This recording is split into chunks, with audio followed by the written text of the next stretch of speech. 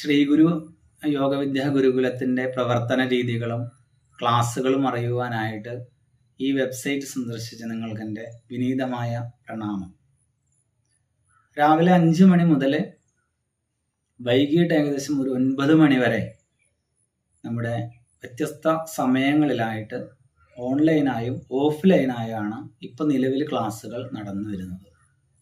എൻ്റെ പേര് പ്രമോദ് കൃഷ്ണ, വീട് ഗുരുവായൂരടുത്ത് ബ്രഹ്മംകുളത്ത്. നമ്മുടെ രജിസ്റ്റേർഡ് ഓഫീസ് സ്ഥിതി ചെയ്യുന്നത് ബ്രഹ്മകുളം ശിവക്ഷേത്രത്തിൻ്റെ നേരെ മുന്നിലാണ്.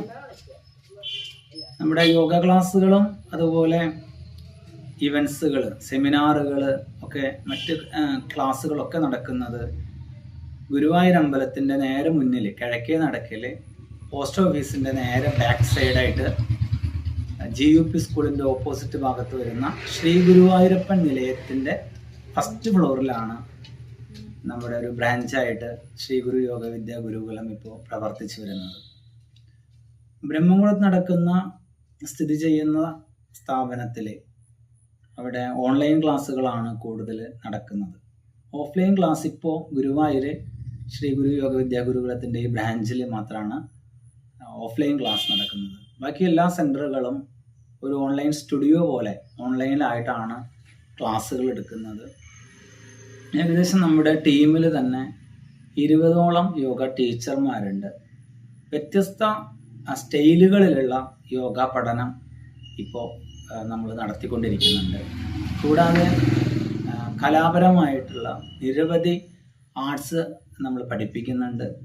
അത്തരം പ്രോഗ്രാമുകൾ നമ്മൾ ഏറ്റെടുത്ത് നടത്തുന്നുണ്ട്. ആർട്സ് യോഗ എന്നുള്ള രീതിയിൽ കലകളെ കൂടി ഉൾപ്പെടുത്തിക്കൊണ്ട് കേശാദിപാദം, നൃത്താവിഷ്കാരം പോലെയുള്ള നിരവധി പ്രോഗ്രാമുകൾ നമ്മൾ സംഘടിപ്പിക്കുന്നുണ്ട്. അതുപോലെ വാദ്യവിഷയങ്ങൾ, ചെണ്ട, തിമില, ഇടയ്ക്ക, അതുപോലെ ഭരതനാട്യം, മോഹിനിയാട്ടം, തിരുവാതിരക്കളി, നാടൻപാട്ട് തുടങ്ങിയ അത്തരം എല്ലാവിധ കലകളും, കരാട്ടെ ക്ലാസ്സുകൾ, കളരി ക്ലാസ്സുകൾ, അതിൻ്റെയൊക്കെ പെർഫോമൻസുകൾ അതെല്ലാം നമ്മൾ പഠിപ്പിക്കുന്നുണ്ട്, പ്രോഗ്രാമുകളായിട്ട് എടുത്ത് നടത്തുന്നുണ്ട്. യോഗവിദ്യാ ഗുരുകുലം പ്രധാനമായിട്ടും യോഗ ടീച്ചർ ട്രെയിനിങ് കോഴ്സുകൾക്ക് വളരെയധികം പ്രാധാന്യം കൊടുത്തുകൊണ്ടാണ് പ്രവർത്തിക്കുന്നത്. അതുപോലെ തന്നെ റെഗുലർ ക്ലാസ്സുകൾ, അവരവരുടെ വീട്ടിലിരുന്നു കൊണ്ട് തന്നെ പ്രാക്ടീസ് ചെയ്യാൻ പറ്റുന്ന രീതിയിൽ ഓൺലൈനായിട്ട് നമ്മൾ ഗ്രൂപ്പ് ക്ലാസ്സുകളും ഇൻഡിവിജ്വൽ പേഴ്സണൽ ക്ലാസ്സുകളും നമ്മൾ സംഘടിപ്പിച്ചു വരുന്നുണ്ട്. ഇതെല്ലാം വളരെ എക്സ്പീരിയൻസ്ഡ് ആയിട്ടുള്ള ആളുകളാണ് ചെയ്തു വരുന്നത്. വളരെ ചെറുപ്പം മുതൽ തന്നെ പല ബുക്സുകൾ വായിക്കുന്ന സമയത്തും ഈ യോഗ എന്നുള്ള പദം നമ്മളെ വല്ലാതെ ആകർഷിച്ചിരുന്നു. ഭഗവാൻ കൃഷ്ണൻ ജന്മന യോഗിയായിരുന്നു എന്ന് പല ഗ്രന്ഥങ്ങളിലൂടെ നമ്മൾ മനസ്സിലാക്കാൻ പറ്റിയിട്ടുണ്ട്. ഗുരുവായൂരെ തന്നെ വീടായതുകൊണ്ട് കൃഷ്ണനെ കുറിച്ച് അറിയാനും കൃഷ്ണന്റെ ചരിത്രങ്ങൾ പഠിക്കുവാനും വളരെ ഇഷ്ടമായിരുന്നു. അവിടെ നിന്നൊക്കെ ഭഗവത്ഗീത പഠനം, ബുക്സുകൾ, മറ്റ് ഗ്രന്ഥങ്ങളൊക്കെ വായിക്കുന്ന സമയത്ത് യോഗ എന്നുള്ള പദം നമ്മളെ വല്ലാതെ ആകർഷിച്ചിരുന്നു. അപ്പോൾ വളരെ ചെറുപ്പത്തിൽ തന്നെ 10ാം ക്ലാസ് കഴിഞ്ഞപ്പോൾ തന്നെ ഏകദേശം ഒരു 16-17 വയസ്സിൽ ഞാൻ മുംബൈയിൽ പോയി. മുംബൈയിൽ ഭാണ്ഡൂപ്പ് എന്ന് പറയുന്ന ഒരു സ്ഥലത്ത് ആണ് ഉണ്ടായിരുന്നത്. അവിടെയാണ് കാഞ്ചൂർ മാർഗ്. അവിടെ നിന്ന് ഒരു മിനി ശബരിമലയിലേക്ക് ഞങ്ങൾ ഇടയ്ക്ക് ഒഴിവുള്ള ദിവസങ്ങളിൽ അങ്ങോട്ട് പോകുമായിരുന്നു. അവിടെ വെച്ചിട്ടാണ് ആദ്യമായിട്ട് ഞാനൊരു ഈ യോഗ പഠനം അല്ലെങ്കിൽ ഒരു ഗുരുവിൽ നിന്ന് ആദ്യമായിട്ടൊരു ദീക്ഷ സമ്പ്രദായത്തിൽ ഇതിന് തുടക്കം കുറിക്കുന്നത്, ഈ ഒരു ആത്മീയ വിദ്യാഭ്യാസത്തിന് തുടക്കം കുറിക്കുന്നത്.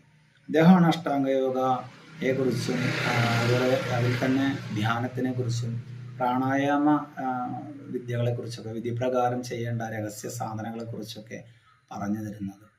അവിടെ നമ്മുടെ ഉപരിപഠനം കൂടുതൽ പഠിക്കാനായിട്ട് കൂടെ തന്നെ ആയുർവേദ ചികിത്സ പഠിക്കുന്നതിൻ്റെ കൂടെ എറണാകുളം തേവരയിൽ ഡോക്ടർ അജിത്ത് എന്ന് പറയുന്ന എൻ്റെ ഗുരുവിൻ്റെ കൂടെ, ഡോക്ടറിൻ്റെ കൂടെയാണ് ആയുർവേദ ചികിത്സ, കളരി ഒഴിച്ചിൽ, അതുപോലെ ജ്യോതിഷം, വാസ്തു തുടങ്ങിയിട്ടുള്ള അത്തരം വിദ്യകളൊക്കെ, യോഗ ഒരു ചികിത്സാ രീതികൾ പോലെയുള്ള കോഴ്സുകളൊക്കെ അവിടെ നിന്നിട്ടാണ് പഠിച്ചത്. അവരുടെ ഗുരുകുലത്തിൽ നിന്നിട്ട് തന്നെയാണ് പഠിച്ചത്. അതിനുശേഷമാണ് ബാംഗ്ലൂർ പോകുന്നതിന് മുൻപ് ഗുരുവായൂർ വളരെ യാദൃശ്ചികമായിട്ട് ഗുരുജിയുടെ കോഴ്സുകൾ അറ്റൻഡ് ചെയ്തിട്ടുണ്ടായിരുന്നു. നവചേതന ശിബിരം, അതുപോലെ ആർട്ട് ഓഫ് ലിവിങ് കോഴ്സുകൾ ചെയ്തിട്ടുണ്ടായിരുന്നു. അങ്ങനെ മമ്മിയൂർ അമ്പലത്തിൻ്റെ പുറകുവശത്തിൽ ബ്രഹ്മകുമാരീസ് ഈശ്വരീയ വിശ്വവിദ്യാലയത്തിൻ്റെ രാജയോഗ സെൻ്ററുകൾ ഉണ്ടായിരുന്നു. അവിടെ മെഡിറ്റേഷൻ പരിശീലനത്തിനും സ്ഥിരമായിട്ട് പോയിട്ടുണ്ടായിരുന്നു. ഈ ഒരു പരിചയവും ആയുർവേദ പരിചയമൊക്കെ വെച്ചിട്ട് അങ്ങനെയാണ് ബാംഗ്ലൂർ ആശ്രമത്തിൽ ഗുരുജിയുടെ ആശ്രമത്തിലേക്ക് നമ്മൾ പോകുന്നത്.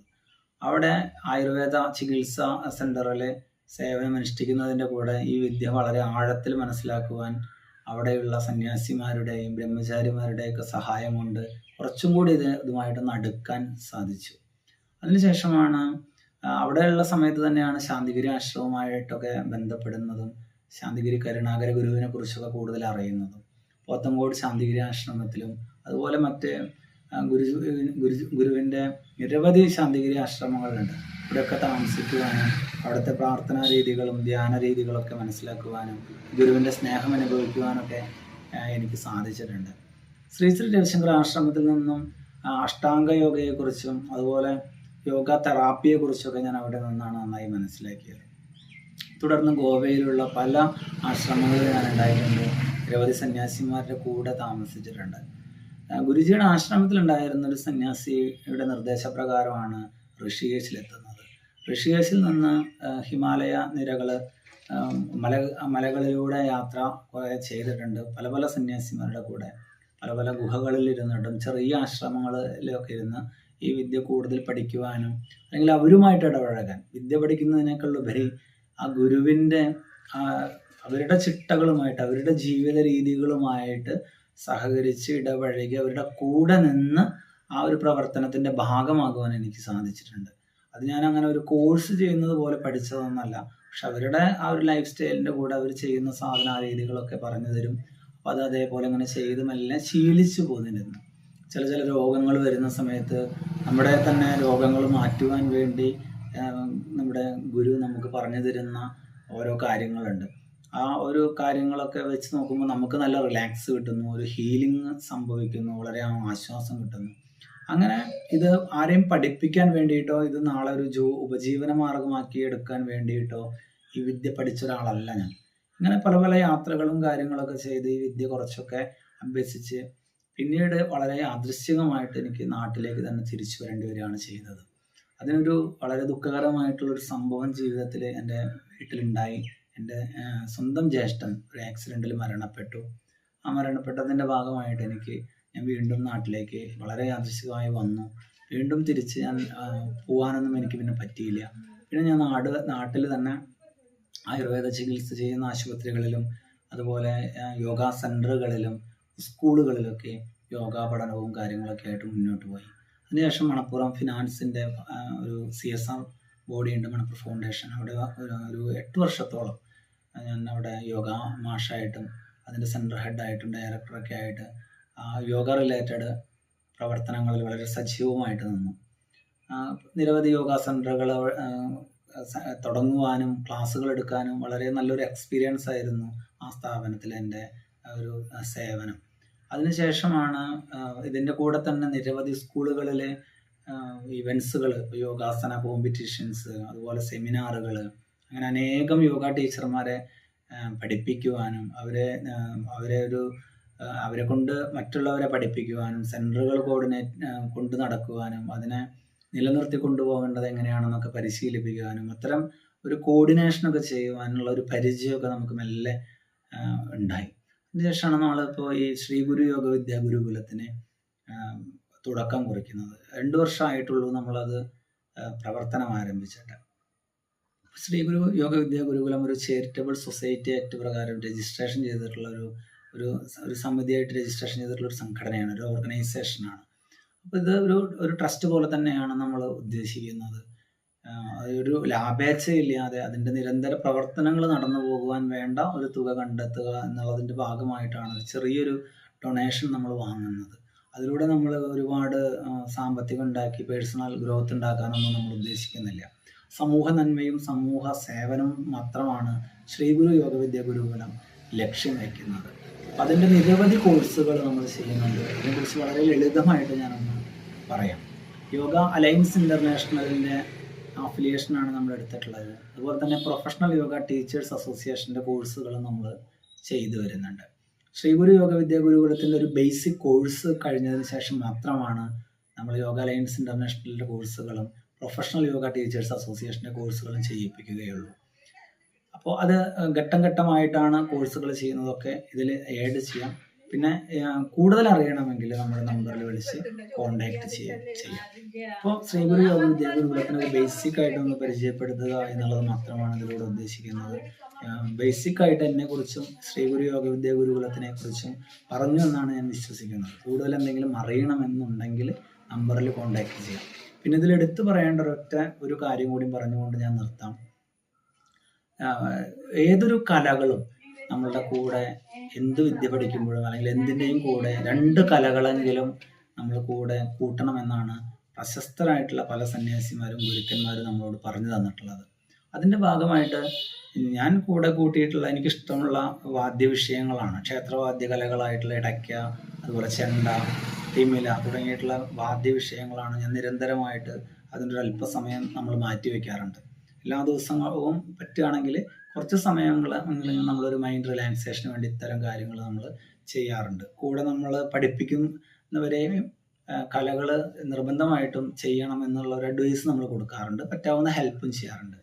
അപ്പോൾ ബ്രഹ്മകലാക്ഷേത്ര എന്നുള്ളൊരു സ്ഥാപനം നിലവിൽ ഇത്തരം ആർട്സ് സംബന്ധമായിട്ടുള്ള കലകളെ പഠിപ്പിക്കുന്ന സ്ഥാപനമാണ്. അതുപോലെ പ്രോഗ്രാമുകൾ എടുത്ത് നടത്തുന്നതാണ്. ചെണ്ടമേളം, പഞ്ചവാദ്യം, തായമ്പക തുടങ്ങിയ നിരവധി പ്രോഗ്രാമുകൾ. ഇന്ന് ഈ വീഡിയോ ചെയ്യുന്ന ഇതിൻ്റെ അടുത്ത ദിവസം, നാളെ കഴിഞ്ഞ മറ്റന്നാൾ ചിങ്ങം 1-ാം തീയതിയാണ്, ഒരു പുതുവർഷമാണ്. ആ ചിങ്ങം 1-ാം തീയതി ഗുരുവായൂർ ചിങ്ങമഹോത്സവത്തിനോടനുബന്ധിച്ച് നടത്തുന്ന പഞ്ചവാദ്യം നമ്മൾ തന്നെയാണ് നടത്തുന്നത്. മഞ്ജുളാലിൻ്റെ അവിടെ നിന്ന് നടക്കിലേക്ക് ഗുരുവായൂർ അമ്പല നട വരെ ഒരു ഏകദേശം 50ഓളം വാദ്യകലാകാരന്മാർ നിസ്വാർത്ഥമായിട്ട്, ഞാൻ എപ്പോഴും പറയാറുള്ള ഒരു ശ്ലോകമുണ്ട്, അനാശ്രിത കർമ്മഫലം കർമ്മം കരോതിയ സന്യാസി ച യോഗി ച നിരഗ്നിർണ ചക്രിയ എന്നൊരു ശ്ലോകം എന്നെ ആകർഷിച്ച് പറയാറുണ്ട്. നമ്മൾ പരിപൂർണമായിട്ടും ഒരു കർമ്മത്തിൻ്റെ ഫലം ആശ്രയിക്കാതെ ചെയ്യുന്ന ഈ നിരവധി കർമ്മങ്ങളുണ്ട്. അത് നമ്മളൊരു സമർപ്പണ മനോഭാവത്തിൽ ചെയ്യുക എന്നുള്ളത് മാത്രമാണ്. അത്തരം ഒരു കർമ്മമാണ് ഈ പഞ്ചവാദ്യം. ഒരു പരിപൂർണമായി സമർപ്പണ മനോഭാവത്തിലാണ് നമ്മളിത് ചെയ്യുന്നത്. അത് മറ്റന്നാൾ നടക്കുന്നുണ്ട്. അപ്പോൾ അത്തരം വിദ്യകൾ കൂടി നമ്മൾ നമ്മുടെ ബ്രഹ്മകുളത്ത് നടക്കുന്ന ഹെഡ് ഓഫീസായിട്ടുള്ള ശ്രീ ഗുരു യോഗ വിദ്യാഗുരുകുലത്തിൻ്റെ കൂടെ തന്നെ ബ്രഹ്മകലാക്ഷേത്രയുമായി സഹകരിച്ചുകൊണ്ട് ഇത്തരം വാദ്യ വിഷയങ്ങൾ പഠിപ്പിക്കുന്നുണ്ട്.